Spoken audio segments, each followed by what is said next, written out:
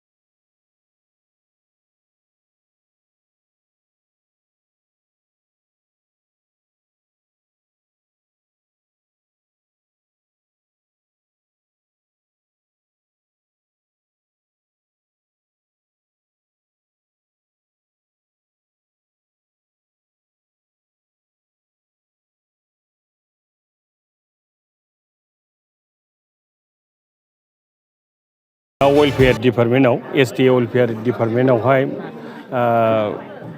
दा अनसुंथाइ सरकारनिफ्राय होनाय आवगायनाया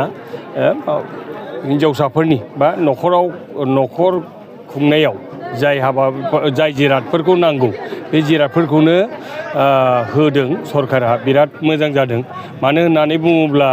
बे जिरादफ्रा सब समय दैनन्दिन हाबाफारि मावनायाव गोनांथिथार आरो बेखौ मोननानै नखरा जोबोद मोनसे अनसुंथाइनि गेजेरजों माने रेहाय मोनगोन। बेखिनिखौ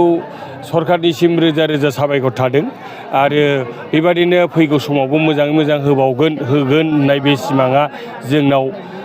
माने जागायखांदों आरो लोगोसे आं बेखौनो बुंनो लुबैदों थारैनो जोंनि सरकारा जेरखम अनसुंथाइ होदों बेबादिनो जोंनि रायजो राजायाबो सिमांनि गोसो गुरै खावलायनाय जे रायजो राजायाबो बे हान्जाखौ बे सरकार दानायखौ जाहाथे भट होनानै आरोबाव फैगौ समाव मोजाङै मोजां बिनिफ्राय साबसिन महरै देरहासार खालामनानै आवगायहोनो हायो बेखिनिखौ आङो रायजो राजानिसिम गुरै खावलायनाय जायो। बेवहाय गासै बुरासारा प्राइमारि आरो खासियाबारि प्राइमारि मोननैजों 210टा गासै मोनफा सासे बेनिफिसियारिया 8टा करि आइटेम दङ जेरै सि सुग्रा बाल्थिं आरो गेस सुला आरो लोगोसे बिदिनो बायदि आरो दिनैनि हाबाफारियाव मानगोनां जोंनि 4 नं जमदुवार ब्लकनि बिजाथि ब्लकनि MCLA मानगेदेर उइलियाम नार्जारी सारजों लोगोसे मिरु आफादनि सोद्रोमा जनेन लैथो आरो बिदिनो लेङाइ आफादगिरिफोर ब्लकनि आरो आफादगिरि लोगोसे आं जमदुवार ब्लकनि नेहाथारि जानानैबो बाहागो लानानै दिनैनि बे हाबाफारि खुंफुंनायाव आं गावखौनो गाव जोबोद मोजां मोनदों आरो गोसोआ गोजोननाय फैदों आरो लोगोसे आसा खालामदों फैगौ समाव जोंनि बे